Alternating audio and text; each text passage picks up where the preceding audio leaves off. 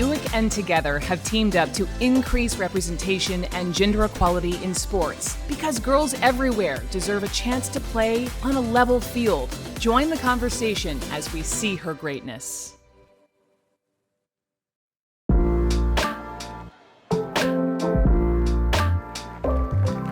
Thanks to Buick, first and foremost. Welcome to the Buick Huddle, you guys. I'm Brooke Baldwin, and I know a thing or two about huddling as well. Total coincidence, I actually wrote a best-selling book called Huddle, How Women Unlock Their Collective Power, which is perfect to discuss here at the Women's World Series. By the way, Buick has been the proud sponsor of the NCAA since 1970, and we are also here in conjunction with this amazing company called Togethxr because we want women to be the center of attention. We want women athletes. We want softball players to be the center of attention. You should hear what I've been talking about with these gals backstage. We're gonna bring that conversation out here. Let's do this thing, shall we?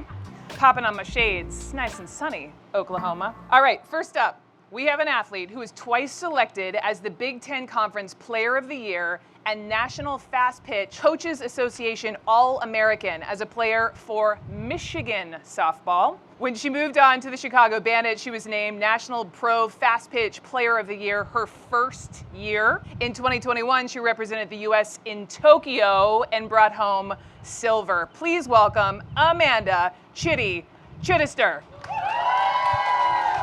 Yes! Come here, Chitty. Right there. All right. Next up, we've got an athlete who, as a University of Arizona Wildcat, set the NCAA record for consecutive wins and led them to a Women's College World Series National Championship in 2001. I'm going to ask her all about that. Her honors as a Wildcat included Collegiate All-American, Softball Player of the Year, and Pac-10 Pitcher of the Year. She represented the U.S. in both Athens and Beijing, taking home a gold and a silver. She is also an alumna of the Chicago Bandits and to this day is the National Pro Fast Pitch Career Leader in WHIP. Please welcome National Softball Hall of Fame inductee, Jennie Finch. Yes. Hi, ladies. What do you think of this whole situation? You've been here so many times, but how is this different? The other day I was out here and so much excitement around this game is truly special. And so many people are saying that this was a bucket list item to come watch the Women's College World Series. Is this bucket list for you guys? This is amazing. Yes. Like that's huge for softball and I love that. So let's talk about the World Series. For you, let's go back to 2001, Miss perfect season, setting the NCAA record. Perfect season, helps her team, leads her team in clinching the national championship. Take us back. Can you still taste the win? What was that like? And were you nervous? Was I nervous? Absolutely. We had an amazing team. The defense was solid. My offense behind me was just incredible. Most of all, we had 8 seniors, and they would have been the first class in Arizona history in the last 16 years to not have a national championship. And so for me, as a junior, it wasn't even about me. It was we have got to get these seniors a national championship. For me, I think honestly, it was relief, phew, they got their ring. All right, we can all breathe now. Yes. Was there any one moment of that day that if you close your eyes, you can still totally bring yourself back to? I think just standing on the field and you dream of being that last team standing. Just we did it. This is it. It's actually, we didn't even want to leave the stadium. It was let's just keep celebrating. Let's talk about Chitty. You left, obviously, quite a mark on your NCAA. You finished your college career second in Michigan history in RBI, second in Grand Slams. How did your time in Ann Arbor really shape your career after the fact? It's a tradition of excellence, and they really uphold that. And so for me, leaving University of Michigan and continuing on in my career, I always felt like there was more inside of me, there was more. And that left me leaving that I have so much room to go in this sport, and I want to keep going. Going back to your time in Arizona, you left the NCAA program as the career leader. Y'all listen to this. In strikeouts, shutouts, innings pitched, and tied for no-hitters.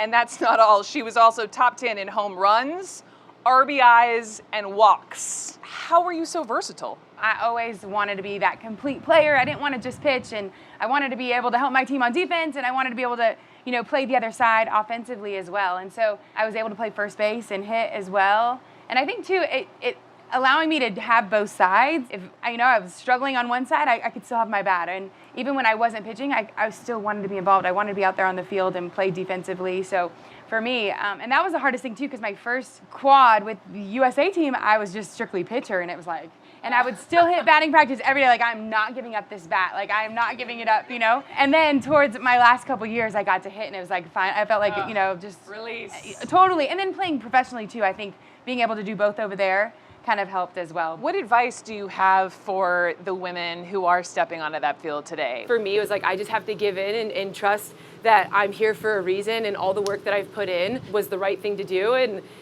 I'm gonna be okay. And I have to trust that. Yes. And when I can fully just like give in and trust that process and trust my team, good things happen. But when I'm trying to make it happen and you just tense, like it's never good. So, and when you can sit back and trust, you can enjoy it, right? Like you can be where your feet are, you can take in the moment, and this is a special moment. Building that confidence up within you, like we are prepared, we belong.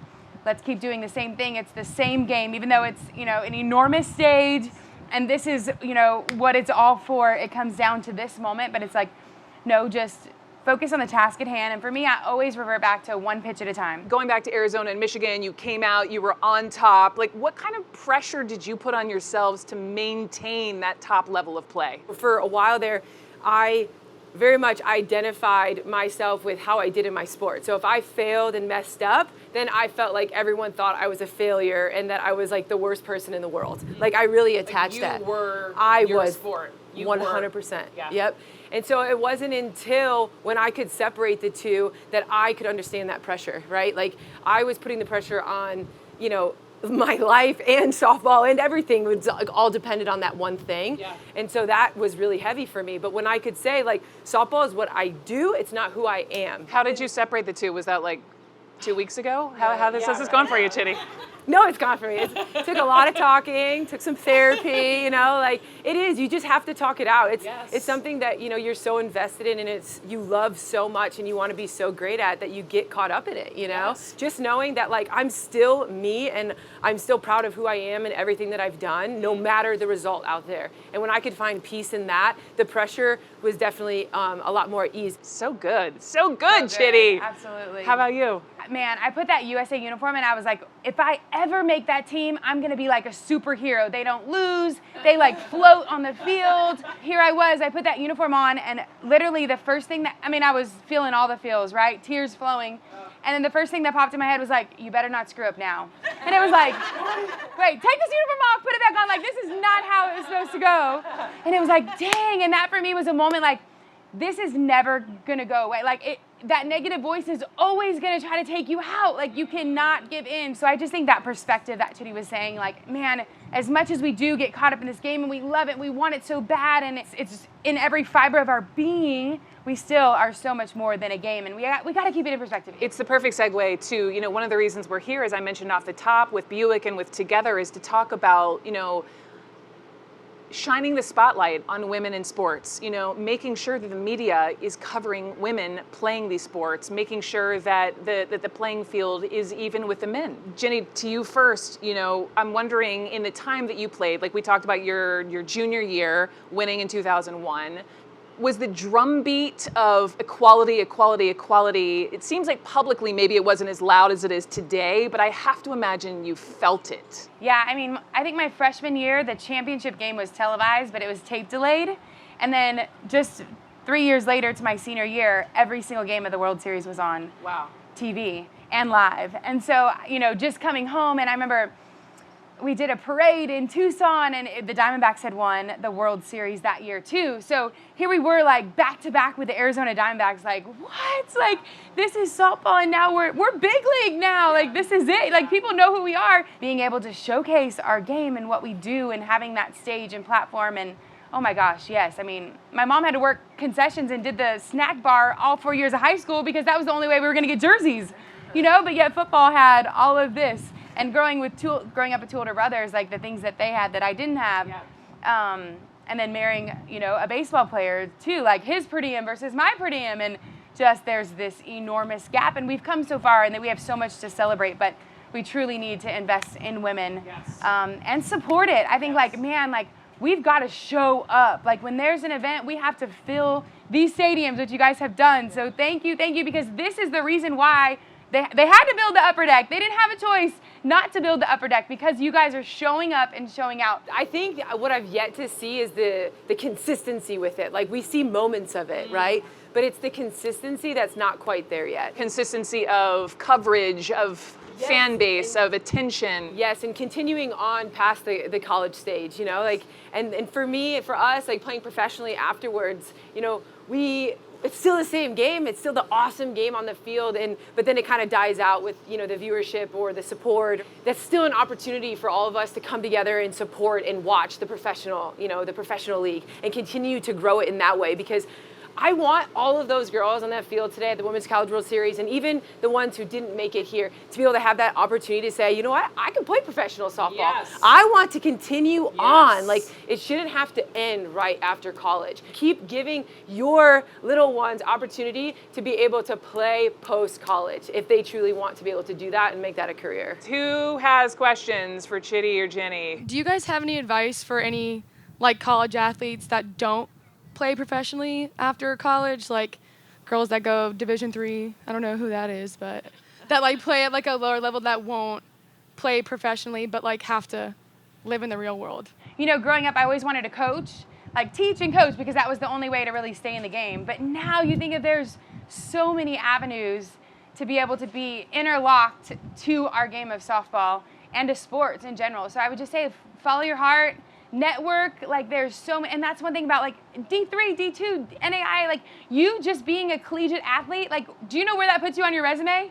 Like we have a construction company, and if they're a collegiate athlete, like boom, they're hired, because we know they can do time management. They know what teamwork is like. They know leadership skills. They know how to work hard. And so just that like puts you up on that list. So don't ever be ashamed of D3. Like you are a collegiate athlete. Do you know the percentage that goes on to play? Very, very few. I think it's around 1 or 2% that get to play on into college. So you wear that badge proud. Yes, girl. White hat, front row. Did you guys like play 1 or 2 positions your whole career? I played a lot of positions. When I played at the University of Michigan, I played a different position every year. Why'd you do that? Because I'm a hitter, right? Like they always say, if like you hit, they find a spot for you in the lineup. And I was an athlete, and I love to play. So put me in coach, like I'm ready to play, right? So my freshman year, I played left field. There was a lot of like hold your breath moments, but I made it work. And then my sophomore year, I played second base. I'm not a second baseman, but we had some great pitchers. The ball never got in the field too often. And then my junior year, I played third base, and my senior year, I played first base. And with USA, I caught. So, How about that? Wild. How about that? Yep. And I have like 10 parents that are mad when I move their child from one position. I'm like, you guys have no idea. I like, would have never the been more on positions. the USA team. Yeah. Yes. I would have never made the USA team if I didn't play multiple positions. That's how I made that team. Versatility. Like if the coach puts you there, yes sir, yes ma'am, I just want to be on the field. I don't care where I'm at. I want to be on the field. I want to be playing. And that attitude and the diversity of being able to play infield, outfield, corners, middles, like go for it. That's just one more thing that you can check off, that you can say that, hey, I played that position. So good. I'm hearing life lessons up here. Who else? Who else? Yes, ma'am. Front row. American flag. How do you guys feel about multi-sport athletes, and how young would you say an athlete should choose to just specialize and go full softball? I was a 3-sport athlete growing up. I played basketball, volleyball, and softball. And if my parents would have let me, I probably would have been on the football field. I loved playing all 3 sports, and I think that made me a better softball player in the end, because I was a type of athlete that, you know, when I look back at it, like I was in the moment in that sport. So like when I was in volleyball, I wanted to be the best volleyball player on that court. When I was in basketball, I wanted to be all in for basketball. And when it was softball, I was like so jazzed up and fired up to be on the softball field that I felt like that helped me continue to get better. And for me, it wasn't until my freshman year in high school where it was like, okay, like my parents didn't decide this for me or anything. Like I wanted to play softball. Like that was like my final decision. It was like, this is what I want to do, and this is what I'm going to invest my time in, like extra wise. But I still played all 3 sports all going through high school as well. Same. And it's just crazy, you know, like volleyball, basketball, and softball. And I never stopped playing softball. And softball was, I started playing travel ball when I was 10, and that was my sport, you know, and that's what I wanted to do in college. That was the goal. But I think playing volleyball and basketball in high school I'm a big girl, right? So just being able to like push my body in different ways and learn different things about my body, and the mental break of being able to just have fun with my high school friends in a different athletic environment and compete, I think was so much fun. Jennie, what's your favorite pitch to throw? And Amanda, what's your favorite pitch to hit? Strike 3. Always. Mine would be the pitcher's miss down the middle. Who else? Who else? I want to know what each of you hope your legacy is in this sport. Passion and the love for the game, and that when you truly love what you do and you can give it everything that you have out on that field, it pays you in the end. Just enjoying the heart in it and enjoying the grind in it, and bringing people up with you. You know, like I love being that person that lift up my teammates and know that like I always have their back, and just that passion. Like when someone says Chitty, I want them to think passion. I love that. Legacy, that's like a big word. I know. And I don't really like the question, honestly. Just more for the future and like more for the generation to come, because I'm so thankful for the women that paved the way for me, for us, and now are paving the way. It's just so exciting to see how far we've come. We have a long ways to go. But just Jennie's a more pioneer in the sport. That's what she is. Another old word. I'm like, that's like legacy, pioneer. I'm about to walk off this stage. Look at how much you've done in our sport, though. Like, you've stayed with it for so many years after. You could have walked away at any point and been like, okay, softball, bye. But look at, you've stayed in youth softball and all levels of softball for all of these years. That is saying so much about you. And I, as a player who have been in it, like, can't thank you enough for staying in it and paving the way. And really, you're still fighting for what is best for this sport. Like, that's saying so much. Give it up for them, you guys. I'm serious. Bring it This is together, awesome. bring it Yeah. You guys give it up for Jennie and Chitty. Give it up for yourselves. Thank you guys so much for being here. I feel like those crowds have expanded.